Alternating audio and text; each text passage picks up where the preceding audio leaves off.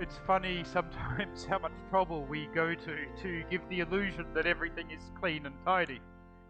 Sometimes we tidy knowing that before too long it's going to be messy again. Just last night I moved a bunch of the half-assembled furniture into Josiah's room, and at the end of the night he asked me, how long is that going to stay in my room? And I said, well, we can take it out now because we've unwrapped the Christmas presents. It was put away just long enough to unwrap the Christmas presents in the lounge room. And meanwhile, we tidied the lounge room beautifully, and of course, it's all sparkling and clean. But knowing that, within about quarter of an hour, the floor was a wasteland sea of wrapping paper, especially as my eldest daughter likes to rip it into tiny little parts and then throw it on the floor. We do much the same sometimes around the place. We tend to make our presentations of the Christmas story nice and neat and tidy, despite the fact that the story itself was anything but that.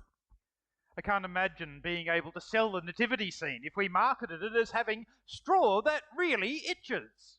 Or maybe you might like to buy a nativity scene for your Christmas dinner table that's advertised as having the real aroma of a stable. The fact is that Jesus' birth, and got to be careful here, but don't think about it too much, but Jesus' birth, like any birth, was messy. And we like to tidy up our lives too, don't we? Or at least we like to give the impression that everything is okay with us. And sometimes that goes to the extent that when things are not okay with us, then we pull away from other people because we wouldn't want them to know actually the reality of our lives. And we're tempted to tidy ourselves up before God as well, because we want to fool ourselves into pretending that everything is clean and tidy. We'd love that to be the case, but it usually isn't. It's very natural for human beings to think that in order to receive God, we need to get our act together to be clean. And it doesn't take too much thought about the awesomeness or the holiness of God, though, to send us scurrying to sweep the damaged parts of our lives under the carpet, to shove the skeletons back in the closet and hang some tinsel over the marks on the walls of our lives. Human beings in the presence of God naturally feel the sense of our brokenness, of our sin, and want to cover it up. The reality is, however, that is not who we are. We are, if I can put it euphemistically, we are complicated. There is much that is good in us, that we can rise to amazing heights. But there is also much that is selfish, much that is sinful in us.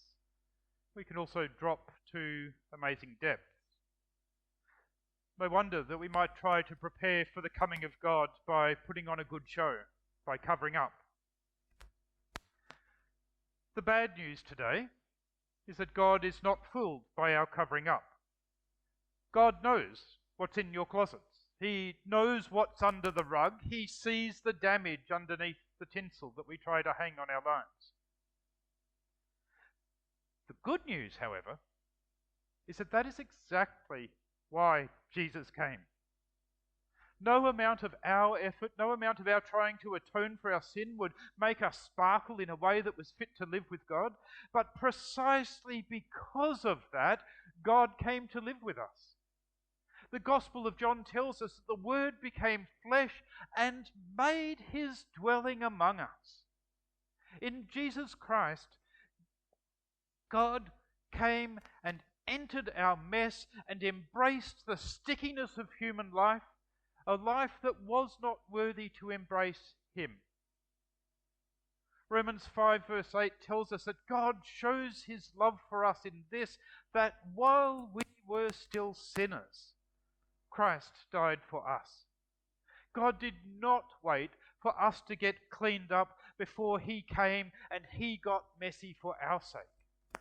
2 Corinthians even says, for our sake God made him who knew no sin to be sin, so that in him we might become the righteousness of God. Jesus got sticky so that we can be clean. It reminds me of a question I encountered in my childhood. I vaguely remember, I can't remember if I was just in the bathroom or just walking out of it, and Mum asked me this question. She said, "Did you wash your hands with soap, or did you just run them under the water and wipe them clean on the towel?" Now, sadly, of course, mothers never ask a question like that unless they know the answer to it. And I had, of course, just left huge, great muddy smears down the towel. But that's kind of how it is with Jesus too. As Jesus comes close to us, where we can touch him, where we can be with him, when we can know him, our sticky fingers get all over him.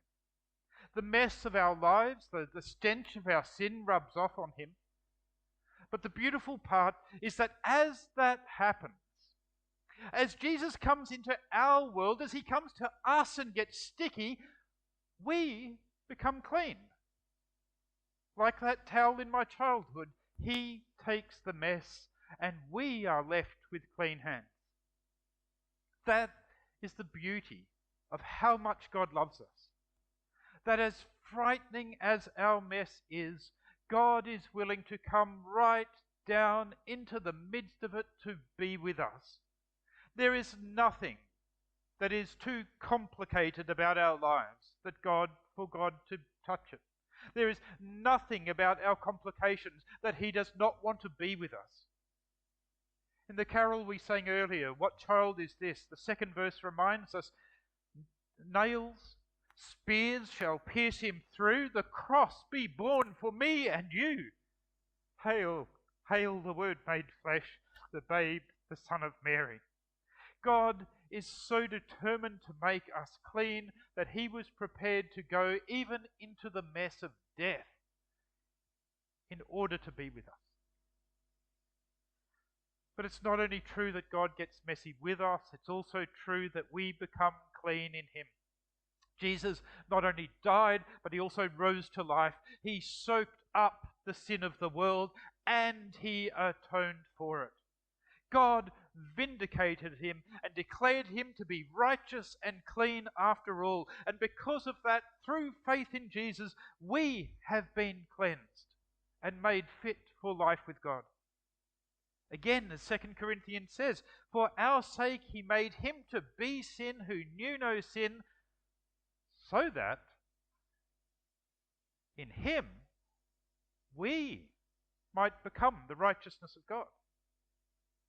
God came to us so that we can come to God. That means that we no longer need to pretend that our lives aren't complicated. We no longer need to fake it, that we are not complicated. We can freely admit our mess. We know that God will not be scared off by our stickiness because he has already entered fully into it. What child is this? That's the baby Jesus. Go ahead. You can touch him. Amen.